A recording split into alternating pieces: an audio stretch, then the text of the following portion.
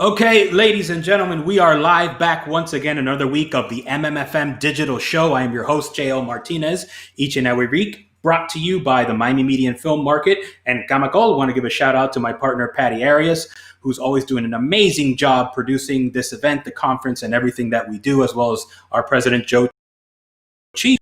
Today we have two incredibly talented guests, producers, musicians, extraordinary filmmakers who have a new project coming up, The Prey, starring Danny Trejo. So it's very exciting to welcome our two guests today, Fito de la Parra, as well as Lance Miccio.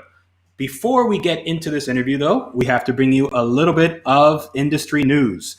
Dwayne "The Rock" Johnson, for the second year in a row, is considered the highest paid actor in Hollywood. You can smell what The Rock is making. In other news, The Fresh Prince of Bel-Air will be rebooted as a drama, executive produced by Will Smith. In similar news, they're going to be rebooting other films that don't make as much sense. But in the meantime, I really want to just go ahead and jump to the trailer for The Prey.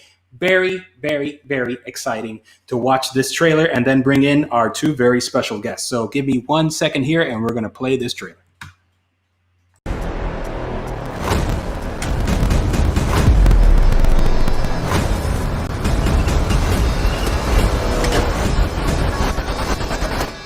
Looks like mine's bigger.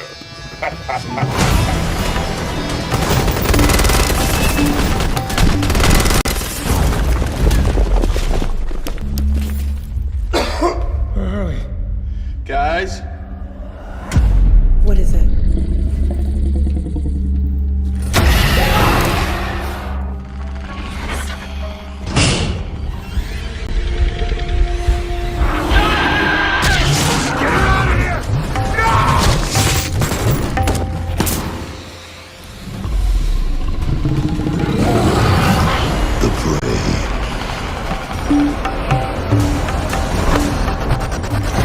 Assalamu alaikum, motherfucker!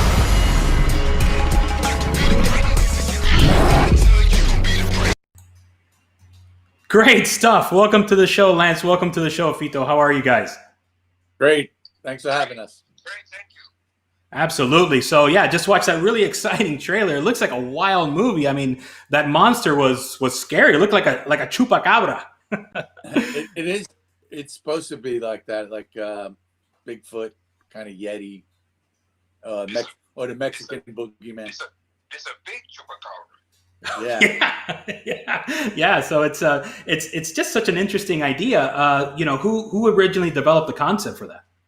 Okay. Well, originally a guy by the name of Gustavo Saints, de la Saints, and Eric Hensman and Matthew Hensman came up with the idea to do a monster movie and use a lot of practical effects like the 80s. And they actually, Matthew is a prop guy that's been working in the business. Matt Hensman, who was one of the co-directors, he designed the suit and built it himself. And he's worked on some big movies. He helped design the Book of the Dead and the famous Sam Raimi film. So they brought it to a guy named Juan Feldman, who's a producer and a director. And he came to me and he was working on another project in his film. He was finished up with Marcia Gay Harden. And it's a really good film. And he came to me. He knew I did stuff with the History Channel and military stuff, and I had some connections to some actors. So he brought me in, and then he ended up getting in a motorcycle accident and then was out of commission for a while. So I worked on it with him, and Joel Schechter was one of the producers, executive producers, who came in and helped fund the movie. And Eric and Gus and Matt got Danny Trejo, and I got Nick Chinlin. And we started our movie, and it was really made by Comic-Con kids. They're called fanboys. Eric was doing video commercials and spots, but they wanted to branch out. And originally they wanted to do a video but I took it to a little further and said, let's just make a feature film and help raise the money to do it. And then all of us wore a lot of hats, and we brought Fito on, and he and I have worked together. We produced Rock and Roll Made in Mexico. And so we had worked together, and Fito was able to bring his music and his talent to the film and some of his financing. And it took a long time, but we finally got it done, and it comes out October 20th. Oh, wow. That's exciting. And so where can people see it? Well, originally it's going to come out on cable. We want to try to do a multi-platform release. We're looking into doing pop-up drive-in kind of release for premiere, since theaters are closed. And maybe presently I'm contacting a lot of the drive-ins, because a creature feature around Halloween was when we're being released. Would be great. Would be great for a drive-in. Yeah. So hoping to get a couple of drive-ins on board, but you'll be able to see it on cable television, and hopefully, some of the different platforms, maybe Hulu or Netflix, if we're lucky enough to get on board there. And a theatrical release through either pop-up drive-ins, or if movies are open by October 20th, hopefully. Absolutely. No, we're excited to see it. And so I want to jump over to Fito. Fito, can you hear me okay? Yes, I can. Excellent. So how did they convince you to get involved with this interesting Chupacabra movie? Well, I always wanted to be in a movie driving a tank. So when Lance invited me and offered me, hey, there's going to be a tank scene where you can drive the tank. And I said, hell, I'm in. That's how he got me in. Lance and I are both military history freaks. We talk a lot about the past and about military history of all times. And we like to watch old movies too. And we relate a lot of that. So he knew about my desire to drive a tank. And he said, well, this is your chance. Join me and, become part of the movie. And I'm in a couple of other scenes too. So they gave me a character. And my character name is actually Canned Heat. And I'm supposed to be a Vietnam vet that can drive anything or shoot anything. So that's basically my character in the movie, and I'm very happy that I was part of it. And thanks, Lance, for allowing me to get back into it and be part of this family. You're great, Fito. That's the second tank. That's the second time I got you as a tank operator in a movie. Yeah. There you go. All it took was the tank. That's all it takes. So obviously, Fito, you mentioned Canned Heat. Most known, at least, some of our audience knows, the legendary group Canned Heat. So how just to kind of take a step back, and then we'll go back to the movie. How did you first get involved, in the music world? Well, I started in Mexico City when I was a kid, around 12, 13 years old. And I started playing drums and became famous down there, and played with some of the most famous bands, rock bands of rock en español, like Los Hooligans, Los Sinners, bands that were very famous in Mexico. Then later on, I got turned on to blues music, and the desire to come to America and learn more and play Black artists and play all that music that conquered me. I was totally into blues music. And that's when I came here in 1967, I met the group Canned Heat. And by the end of 1967, I was already with them. They hired me, and I've been with them since. So it's been already over 50 years of being on the road, performing, making records, CDs, DVDs. And, a very lifelong story with this band. And hopefully when this virus disappears or comes down a little bit, we'll be able to continue working and playing live concerts. Oh, absolutely. I mean, everyone, particularly in Miami, is such a musical city, but really so many people miss this aspect of live performances and being in groups. And it was such a hot thing. We felt like it was really making a big comeback in terms of these big music concerts and tours. So the sooner we can get back to that, the better. So, just for some of the folks to refresh them, what were some of the biggest concerts you remember playing in your career with Canned Heat?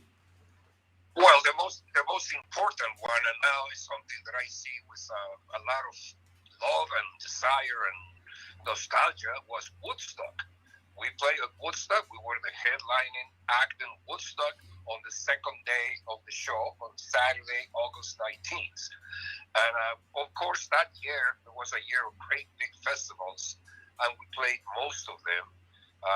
1967, 68, 69 were years where there were festivals all over the place. There was an explosion in music, especially in rock music. And the Woodstock was the most important one. But we also did the Texas Pop Festival. We did the Bath Pop Festival in England. And Rotterdam also. And we did Atlantic City Pop Monterey. Festival. Yes. Paris. Byron Bay is one of the biggest festivals right now in the world. We've been doing festivals and playing, especially also biker festivals a lot, because the biker culture likes my band a lot. So I believe I can make this statement: we have played more festivals than any other band on earth. Wow, it should be in the Guinness Book of World Records, hopefully. Still going too. He's still going. He's still going. And Canned Heat, the music's a big part of our film. His music's part of Once Upon a Time in Hollywood and Into the Wild. You'll always hear Going Up the Country. In movies, or Let's Work Together. They're songs that, and also the anthem of Woodstock is Going Up the Country. That's Canned Heat. Absolutely. And so, Lance, when did you first encounter or meet Fito? I was working for the History Channel. I was a segment producer and a second unit director on a 2-hour television feature called Hippies. And they sent me and my team across the West Coast to interview people like Fito and people from Janis Joplin's band and Ken Babbs from the Merry Pranksters and Lenore Kendall, the famous poet, and Paul Krasner, the satirist, and just this really eclectic group of hippies and merry pranksters and musicians. And one of them was Fito, and we started. He liked the History Channel, obviously, and I was working for them, and we started talking history, and then we ended up making a small documentary about his band called Living the Blues, which hopefully will be a feature with Mike Judge soon. Oh, nice. He's working with Mike Judge, optioned his story from his book. And then we made... Yeah, hey, by the way, that's another film that will come out soon, and maybe we can do an interview on it whenever we're ready. Oh, absolutely. And so we did, then we did Rock and Roll Made in Mexico, which just had its 10th year anniversary. And that's how we met Monica. We had it at the festival there, and Batiz came with Fito, along with a couple of the executive producers and Doral, and they did the film festival there. So that's how Fito and I met. And then I got him anytime he helps finance the project too. So if there's a tank in the film, I'm putting Fito in it. There you go. I'm looking for any script. There you go. A call for submissions. Any interesting films with tanks? Okay. In part 2, we're already talking about doing a part 2 on the Prey. I think I'm going to be in a helicopter on that one. Yeah. Oh, okay. There. So you're diversifying. Peter and Danny Trejo in a helicopter. Boy, that's going to be fun. What's cool about Danny Trejo is, I don't know, one of the other actors and a very dear friend of mine is Nick Chinlin. And Nick, our film was his 100th film. So he's been around a while. Tears of the Sun and Training Day. And he's just a fantastic actor. And he was in Riddick. But he was also co-starred with Danny in Con Air years ago now. So we thought it would be interesting to have Danny Trejo and Nick Chinlin hooked back up together and, be in a film together. And so they were old friends, and they were great together. They had great chemistry. Yeah, no, Danny, I was going to say that the cast sounds amazing. Yeah, we have two other gents in there that are really fantastic. Actually, a few.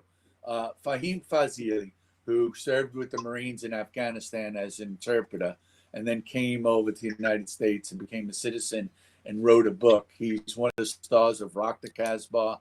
He's in Argo. He's in so many films, and we got him, and we have a multinational cast of African American. We on purpose, very diverse, paired with classic sci-fi guys like Kevin Grievous, one of the actors in it, the big African American guy in the tank. He wrote and created Underworld, the original Underworld. And Wow. plays one of the roles in it. And Adrian Paul, who is not an Outlander, but he's a pretty famous Scottish actor. But all the guys have the kind of thread of fanboy, Comic-Con, that kind of theme. So we want the directors, Eric Hensman and Matthew Hensman, had particular people they wanted. And ironically, how I got the job is when they approached me, Juan brought me on and brought me to the guys, and they're originally going to do this video. Instead, we expanded it to making it a feature film, which it is today. Right. They wanted Nick Chinlin. And ironically, I had worked with Nick Chinlin on Rough Riders 16 years prior, where Nick was playing Frederick Remington, and his role was the painter. And they set him up with a blank canvas and told him, all right, paint the Rough Riders charging up San Juan Hill. He was like, wow, what? But I was a painter. So right. I fixed the canvas for him, and I set it all up, and I made his paintbrushes with bamboo and horsehair and a turtle shell for a paint pot I found in Texas. So I put it all together for him and set him up for that scene. And then apparently he didn't forget what I did for him. I ran into him just prior to this interview for the job. I ran into him in the street, and we had a slice of pizza together, and he gave me his card. So the first thing Gus asked me was, can you get Nick Chinlin? And I was like, Nick Chinlin? I think I can get Nick Chinlin. And I showed Nick the script that day, right away. And Wow. He said yes an hour later. And then we were on our way. Wow. But it's unique. This film was made without big finances, without distributors. It was done ourselves. We did everything ourselves. Everybody did 4 or 5 jobs. I catered it. I was the producer. I was the set designer. I was the production designer. I helped with craft service. I did and took care of the talent. And everybody did the same. Everybody pitched in. The writers, Gus and Matt. Matt was building the monster suit, and Gus not only wrote the script but helped me build all the sets and helped actually produce the film. Angelo Ford and a lot of veterans. We used a lot of veterans from it. We took a lot of people that had served in Afghanistan, Iraq, and we gave them jobs in the crew and as talent. Oh, so wow. It was important for us to be multi-diverse, have a multi-diverse cast, and also a lot of veterans, as many veterans as we could fit in. Wow, that's a beautiful. Yeah, anytime you can do something nice for the veterans, it's always a beautiful thing to see. So, congratulations. And their knowledge, they're helpful. The guys that I brought on, one of the guys, Amon Franco, I asked him, he was in Afghanistan. I said, what fruit would work on the back of a car? The guys wanted onions or something. They wanted to be right. And he said, watermelon. Because watermelon is the most popular fruit in Afghanistan. Wow. I found out it's really true. It's, so I wouldn't have known that, but because we had guys who had firsthand knowledge of that stuff, right, it just helped a lot. And I'm a veteran too, so I know a little bit. But we definitely our project manager and the rest of our guys really, and girls who are veterans, helped us out tremendously.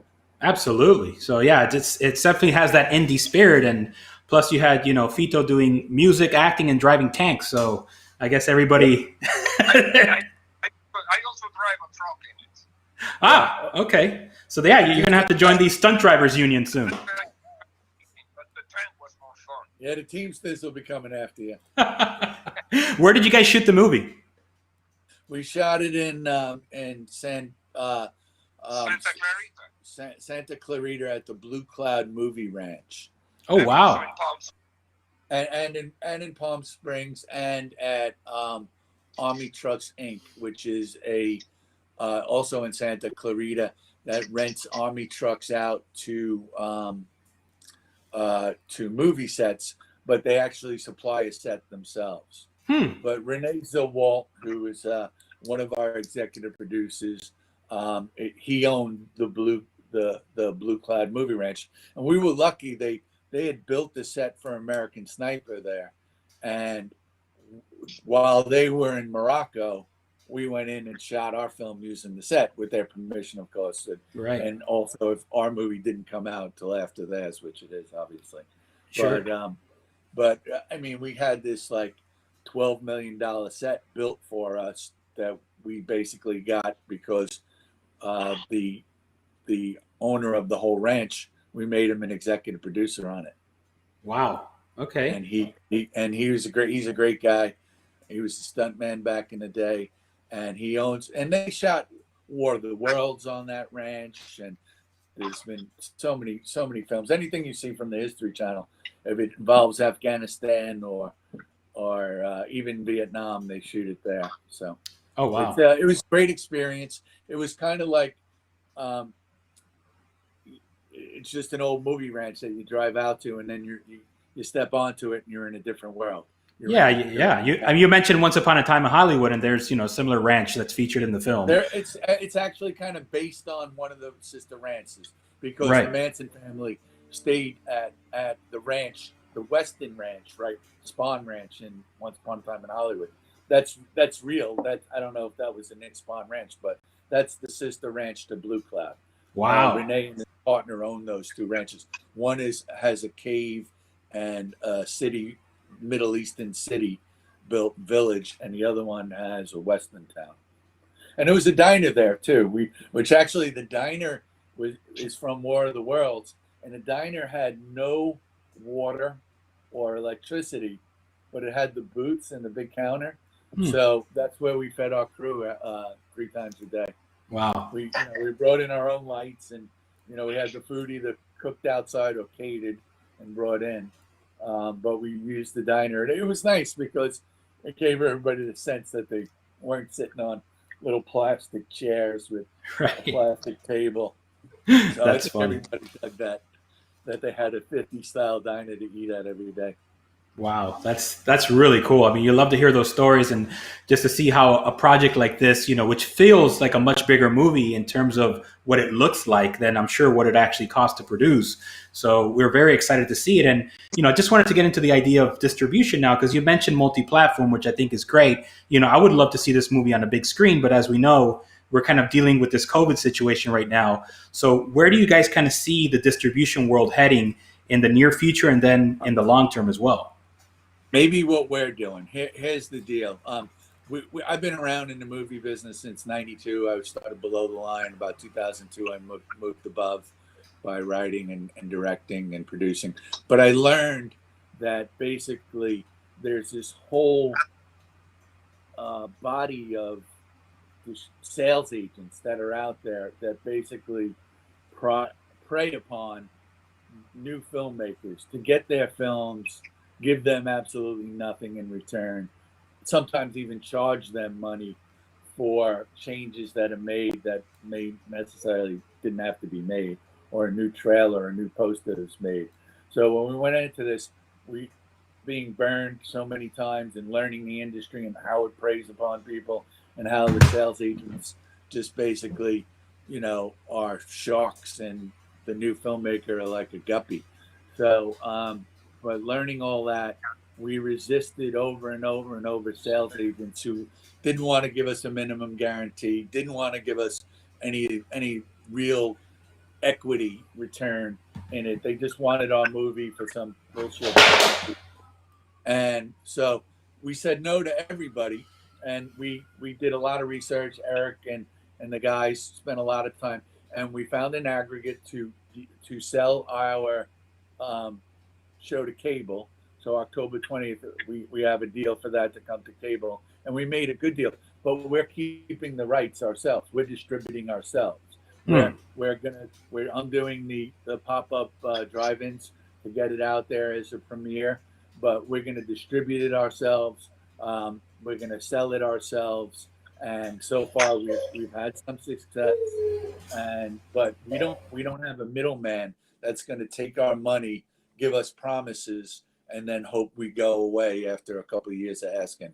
So I think for young filmmakers or new filmmakers, or young but independent filmmakers, that the new trend is going to be doing it themselves, because all the sales agent does is a middleman for somebody they know who works for a distributor, and then all of a sudden you have this whole line of mouths to feed that had nothing to do with the film, and then are getting the lion's share. So with the technology that's out there today, we can self-distribute it. We can also sell foreign rights, which we plan on doing, and then selling rights to things like Hulu and Netflix and Apple TV and iTunes. That's what we plan on doing, and it's a longer road, but the money comes back to us, and we don't have to worry about just getting left out in the cold. So wow. I think we'll see how it works out, but we are getting some help. We're not doing this all alone, but for the most part, we decided to do it ourselves and keep the money ourselves. We set up an escrow account for all our money to go in. All our investors get paid first, and they return first before the rest of us will make our profits. So, and we're all on board with that. We had a lot of great people. A lot of my friends came on board. Everybody gave us a little bit of money here and there. And then because it took so long, none of them really gave us a hard time on the return. They knew what we were doing. We kept them in the loop. We showed them the quality. But the guys, when you do everything yourself, when you edit it yourself, we did as much as the sound as we could before we took it to a professional, and that's what we did. And so we feel maybe we'll do great. Maybe we'll get hurt, but we'll find out. We won't get ripped off, though. That's one thing. Right, for sure. But I think what's interesting, and I love, first of all, that it's a great strategy for the indie producer, like you said, to take matters into their own hands. And I also love the idea of the pop-up and the drive-ins, which I've seen a resurgence over the summer, obviously out of necessity. And also even talk now, doing, live drive-in concerts and music events. Mary, Fitos love.